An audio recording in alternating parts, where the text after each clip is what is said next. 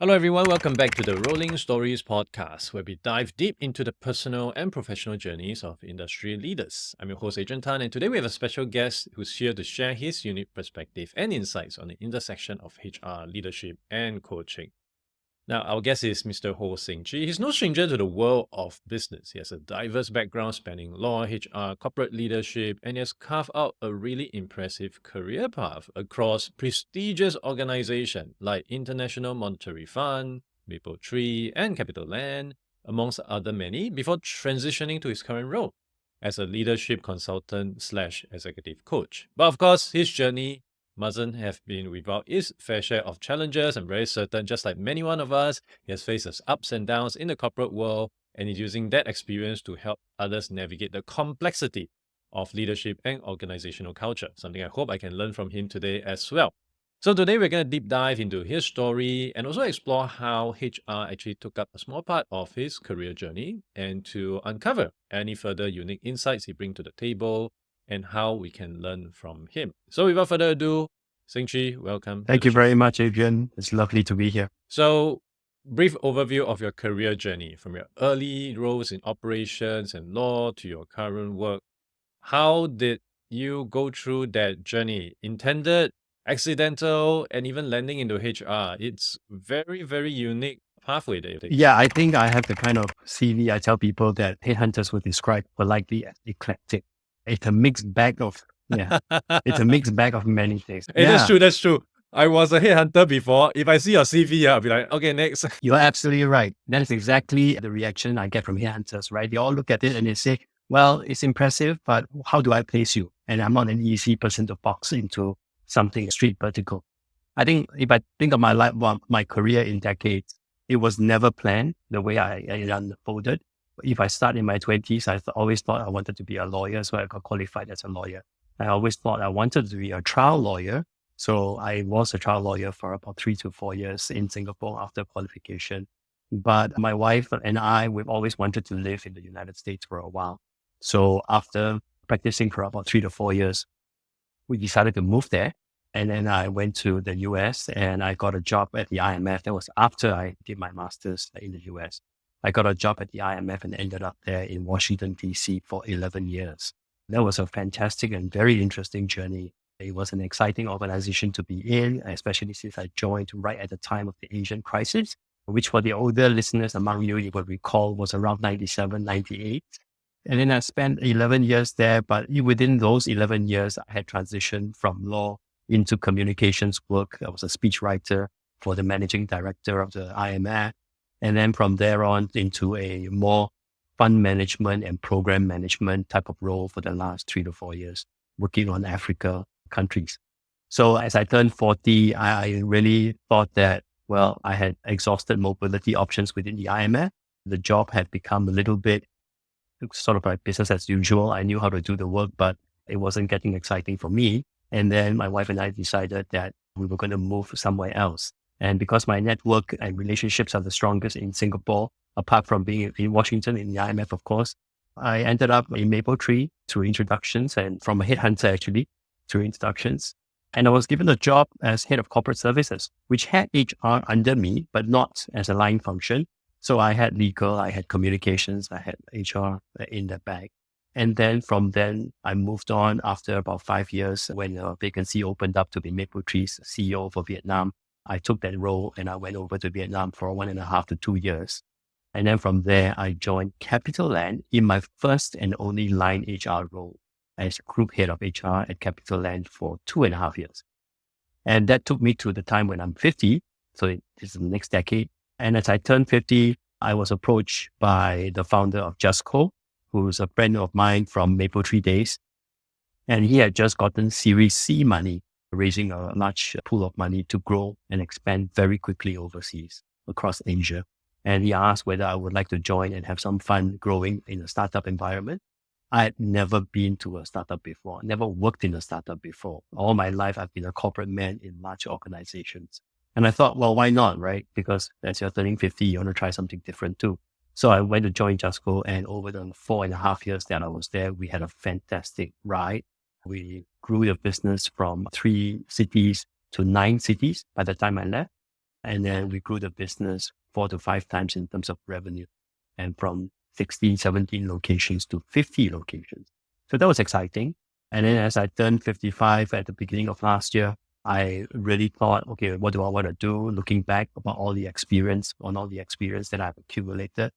And as you get more senior and as you begin to lead teams, I've always been intrigued about what motivates people, and learning from my own journey, what led me to take the risks that I took. I think I ended up in a good place. But I think that a lot of people don't. So I'm very lucky. I'm one of the lucky few that made all these switches and ended up in a good place. And I thought, well, how can I use my own experience and my own learning to help other people? And as I assumed leadership positions, I also did a lot of coaching and mentoring for the teams that were under me.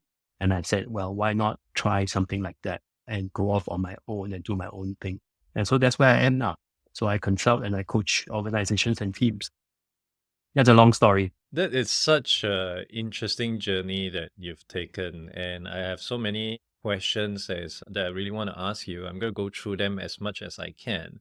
But I also want to understand more about this transition to becoming a leadership coach. You, of course, mentioned about some of the things that you've seen, that you witnessed, and of course, how you've been helping other people. But did that trigger come very fast? Was it in your mind? Because I would imagine, as a corporate person for most of your career, starting your own thing may not have been the most apparent option that came to your mind. So how do you reconcile and decided, okay, leap of faith, let's do this? Yeah, I think at some point, all of us have to transition to some sort of portfolio independent career. Because I think we're all going to live to our 80, 85, maybe, right? Given circumstances.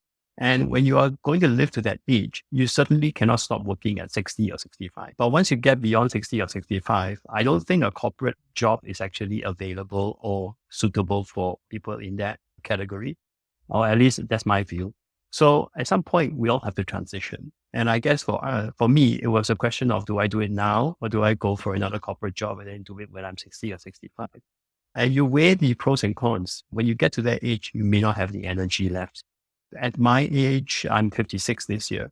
At my age, I think I have energy, I have ideas, and then more importantly, I have a network. And my peers and my ex-colleagues and my classmates from school, people I used to work with, they are all in decision-making positions now in industry, in companies. So I think that network is what sustains you when you go independent, because you do need people who want to work with you, who will value what you're bringing to the table. So when I think about all those things, and I also think about the ability to have my own independence and autonomy, to control my own time, to choose what I want to do, to focus on my strengths and do what I'm good at, I put everything together. I decided, yeah, this is probably something that's worth trying. Yeah. You mentioned earlier on that you were quite lucky to, of course, be the beneficiary of the things that came your way, your networks and other opportunities along the way. But I also identified that you are one of the few, well, at least few people that I know that actually dare say, okay, let's go to that country and try and see how it goes. Let me put up my hand and go Vietnam and see how it goes. I want to touch on this because recently I had a couple of different discussion with friends. And there was also recently some article in the papers online actually about why so few Singaporean leaders in global companies, leading overseas companies. We keep talking about the TikTok guy, but who else? TikTok guy again. No one else to talk about. Do you think that could also be a factor why you perhaps has more opportunities? And also, why, in your opinion, why do you think many Singaporeans, at least based on my observation, correct me if I'm wrong, are so reluctant to step out of the country work-wise? Well, I think Singapore is a very comfortable place. It is very successful, right? All of those factors, but it's also a very competitive place. So I think for some people, they might look at, okay, I'm comfortable, I'm doing well. Why do I want to get out of this space and then risk losing all of this if I'm not able to re-enter or reintegrate? And when you layer on the competition, when you're out of that race, how do you re-inject yourself back into the race? I'm not saying that it has to be a race, but that's the reality of the country that we live in, right? I think for myself, I think what moving around and living in different places gave me was perspective, right? How things can be different, how we might appreciate different things when we look at it from a different angle. I'll tell you the most striking experience I had when I was living in Vietnam, right? I realized that in Singapore, we don't use our sense of smell. And I'll tell you why, right? Because in Vietnam, in Ho Chi Minh City where I lived, the traffic is just crazy. The motorcycles everywhere. And the first thing you know when you step into the city, you get the smell of exhaust. You get a smell of smoke from the vehicles. And I realized that only when I came back to Singapore on visits to headquarters, right? I said, hey, it's so strange because you don't smell that much in Singapore, but you do smell that in Vietnam. The other thing is you smell sometimes the sewer or rubbish along the streets, etc., which you don't smell in Singapore. So for me, when I think about that, I said, that's very interesting because you realize that you don't really use your sense of smell that much in Singapore, but you do in Vietnam. You develop a different dimension to your experience, your ability to experience a place. So for me, those are the kinds of things which it's subtle, but yet it somehow goes into your subconscious and then allows you to, even when you're functioning in different contexts and different situations, somehow in the subconscious, it kind of moves you to think about things from a different angle. So that's the greatest value for me in having had the experience that I have. Okay. That's great. I think that perspective really is something people would not realize until they step into a new environment altogether.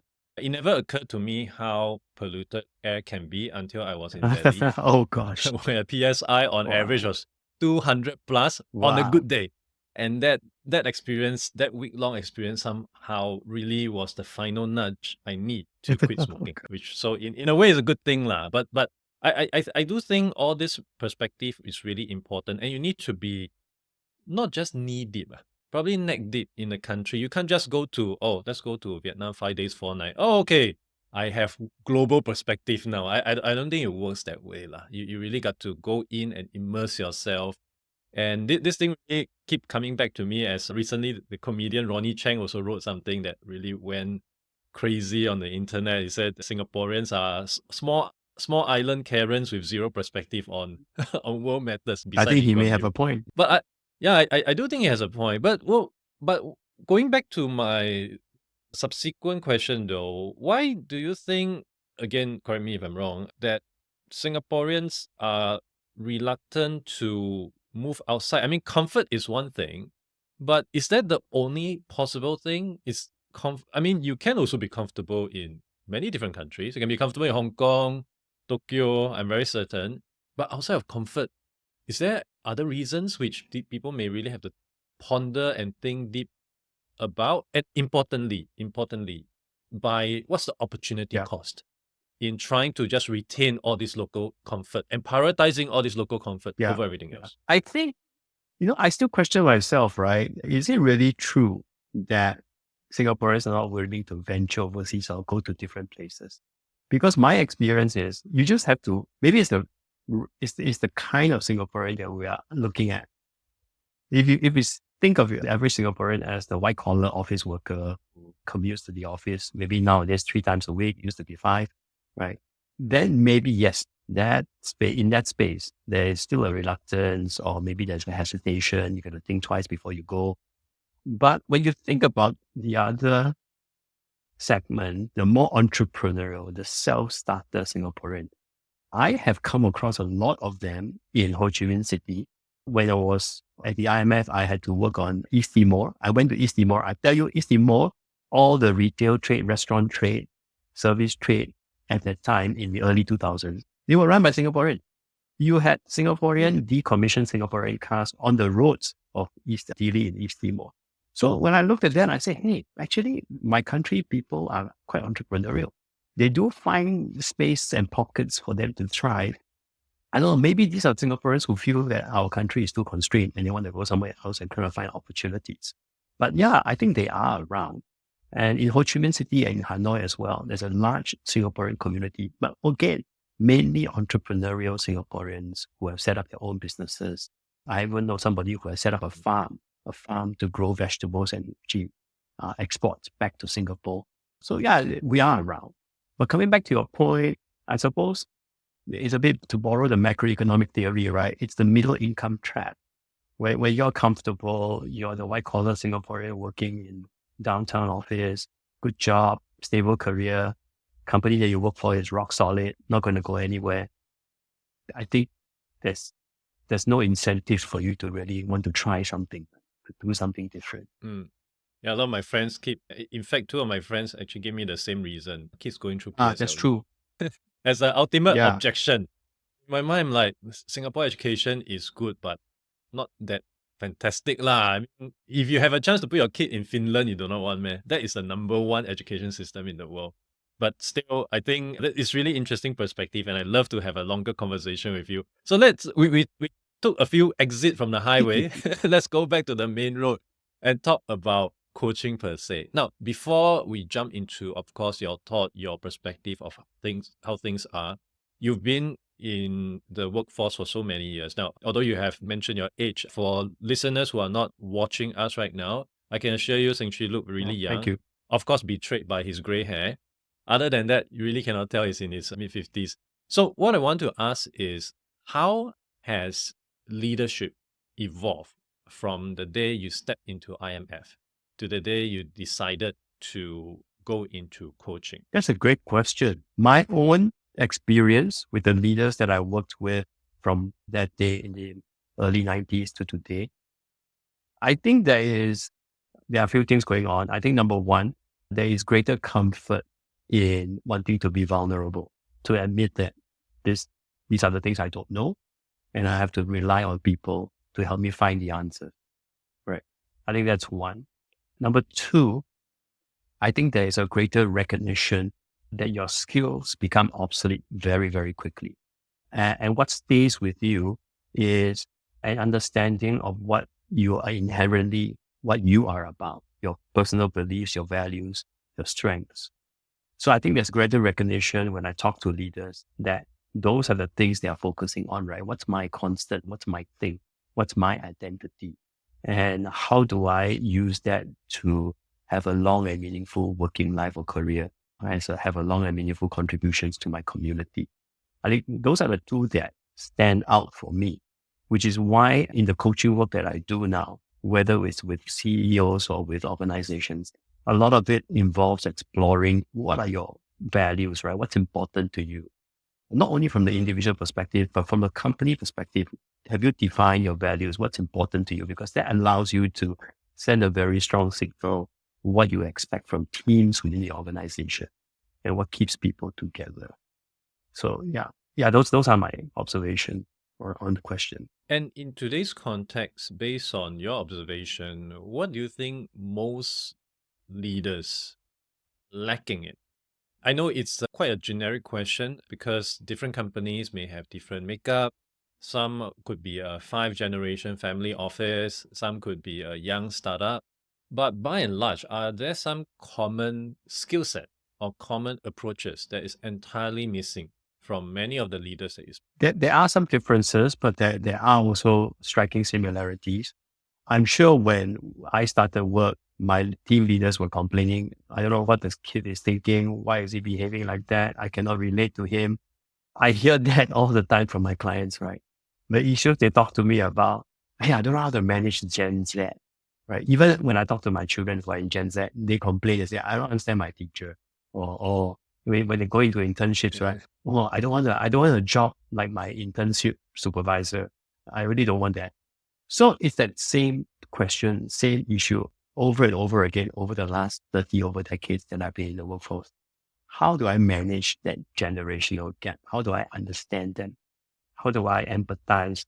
How do I communicate? How do I motivate? Because their circumstances are very different from my own. That's the one constant. But what has changed in looking at that constant is the speed of the change that's happening, right?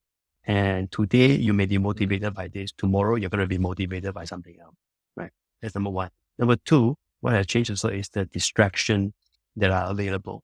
And the distractions, I mean, not only in terms of productivity, but also in terms of opportunities available to your teammate. Because they'll be thinking, today I don't want to be an HR person. Tomorrow, I want to be, I don't know, a podcast host, right? They will see that, oh, maybe it's possible. I don't know, right? Or I want to be a search professional, headhunter. Totally possible. So those alternatives that are now available, and they are global because you can access any opportunity, especially in the gig economy, by putting your CV on Fiverr or Upwork. Those opportunities are now available to everybody who has an internet connection. So I think leaders now will struggle to communicate and actually create a very strong value proposition for the team if they don't address these issues, which is why I always come back. The one thing that will not change is if you help your team and your teammates and yourself to find what is the value, what's the core value system that you guys believe in, right? Because when you have that and you are able to connect at that level, then you have a really solid team. Because you say, never mind all the distractions. No, this is who we are. This is what we believe. We connect at that level. That for me is a very powerful thing. And that for me is the thing that I love to do in my coaching work. I really love the team perspective. It reminded me of this Netflix documentary about coaches around the world. And in one particular episode, they featured Jose Mourinho. And he mentioned something along the line of, I don't coach Ronaldo how to take free kick. I coach Ronaldo how to perform best in this team and how to make the team perform best with Ronaldo.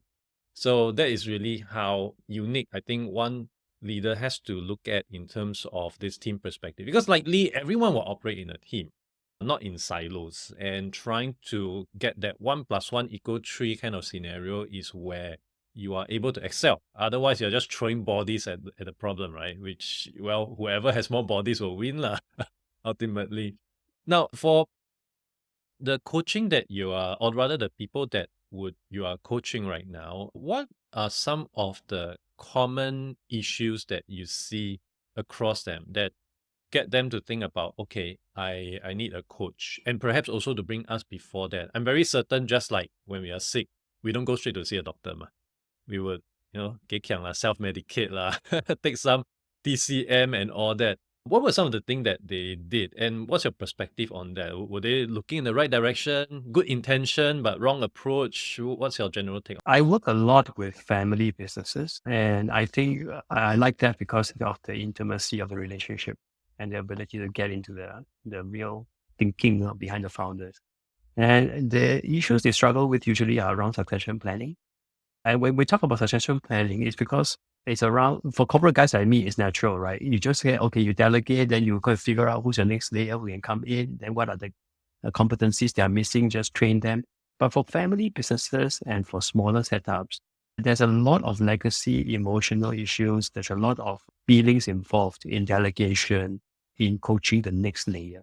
So when I work with family businesses, a lot of the time I'm exploring the motivation of the founders in wanting to hand over, right? That's their proclaimed objective. I want to hand over. But first, we have to explore why. Why do you want to hand over? Are you facing a threat, or you think you can't compete anymore? And what does that desire mean for the rest of the team that you're wanting to hand over to? So that's the kind of thing that I'm encountering a lot in the work that I do right now.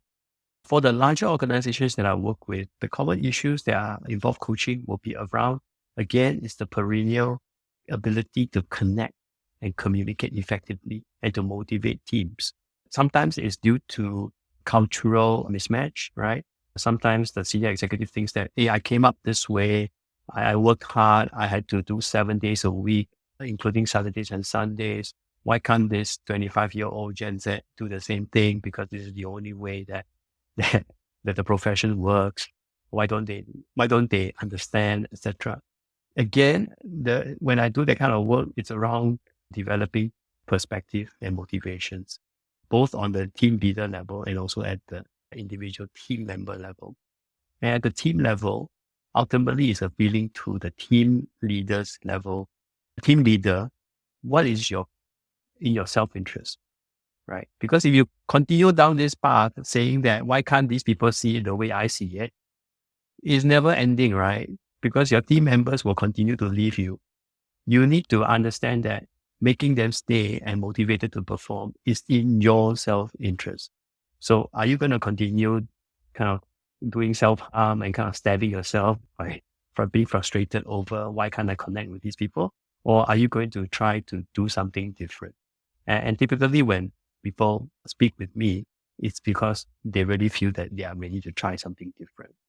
And that's one of the big principles around coaching and consulting, right? Because if you don't have a problem, I'm not going to try to sell you a solution because if you don't think you have a problem, I can't sell you anything, right? That's a really interesting perspective. I'm actually fascinated by the fact that your key focus here is on family office, which, of course, as many of us may know, well, from different perspective, it does come with a unique set of parameter as well as challenges depending on the size of the family office. But the fact that I guess when people are already speaking with you, they have already crossed that threshold or the trigger. I really want to make a difference. So for most of people who are still sitting on the fence, perhaps, could you walk us through what is the typical makeup of a coaching session? And of course, how regular is it? How intensive is it? Got homework to do or not? Yeah. Things like that. I think the first thing that you should look for if you're interested in engaging a coach is chemistry, right? Because the coach is basically your sounding board. The coach is someone who challenges you and holds you accountable. I do give some advice when people are stuck. I give suggestions on where to go. But by and large, the people I work with, they already have the answers in their head. They just need someone to confirm that, yes, this is what I should do. I should do it within this time frame. Maybe I should try something else because this thing hasn't worked. All of those things, the coach will help you to figure out. So first thing, look for chemistry, which is why I have a fellow panel of coaches, right? Colleagues who are independents like me. Whenever I come across clients that I feel can't really click, I will send those clients over to them and say, hey, okay, you may want to talk to Jane, because obviously you and I, you're not opening up. That's the first thing. The second thing is a good coach will make you commit to a time frame and will make you commit to certain objectives and outcomes you want within that time frame. Right? Because the number one issue with a lot of us who want to make a transition or transformation is procrastination. And every one of us suffers from this. I suffer from it myself when I transitioned from a corporate career to an independent career.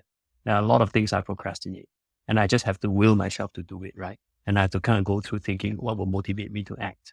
And then one of the things that a coach will help is come up with a timetable, come up with an action plan, and the coach will hold you accountable. It's not very different from learning to play tennis, right? You cannot go for one lesson and expect to improve. You have to go back every 2 weeks, every week, and the coach will tell you, show me your backhand again. Right? What did we do the last time? Why are you doing that? You have to learn to correct yourself. Take a video of your move, right?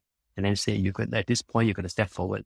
So those are the same kind of techniques that a very good coach will use in a session with a client. So are there also then people who you think may not be good to consider coaching? Are there people that, I don't think you're ready for coaching. So what are some of the prerequisites that you think people must have or must not carry with them in order to make this a productive session? I think you have to be willing to be open with your coach and to tell your coach what's really on your mind.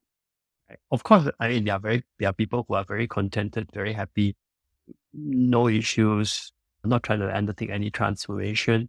There are those individuals who are just very happy and content. And I'm not saying that coaching is for unhappy people or people with problems, right? Because my belief is that everybody can benefit from working with a coach, if only just to check their own perspective. Because once you get into a business as usual team, it's very easy to be carried away by the demands of everyday life. And then before you know it, you're 60 years old and you feel that you have lost out on the chance to do certain things. So to be open, number one, right?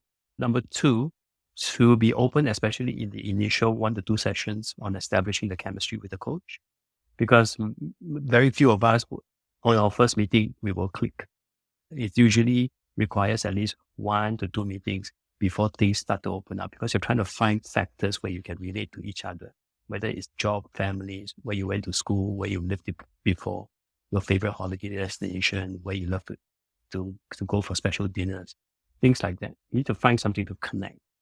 So I think being open and also allowing some time to establish the chemistry with the coach, those are the two I will feel prerequisites if you want to work with one. That's really interesting. Unfortunately, due to lack of time, we won't be able to cover even more questions that I really have in my mind. But for people who may be keen to learn more about this or even about yourself, can they Well, go I'm on LinkedIn. You can connect with me. I also have a website, like all independents do. It's sengchee.com. It's just my name. So feel free to visit my website, connect with me on LinkedIn, send me a message on LinkedIn. Happy to have a chat with any of your listeners who might find my work to be interesting. That's great. But before I let you go, we have a new segment called Rapid Fire. Basically, 5 short questions, and of course, from you, 5 short answers. If you're ready, here we go. Work from home or work from office? Hybrid. In a short sentence, describe your leadership philosophy. Focus on your strengths. What is the best HR advice you have ever received or given? Again, focus on your strengths. Know what you're good at. One trend, HR trend or innovation that excites you the most? Artificial intelligence has the impact on coaching. What is the most common HR myth or misconception that you want to debunk? That HR people are no good with numbers. I debunk that. I think all HR people should just take that belief and throw it in the garbage can, right? And challenge yourself. Because if you really want to be effective HR, you really need to know some numbers. Thank you so much, Seng Chee, for this conversation and a great journey in the rest of your coaching career. Thank you so much, Adrian.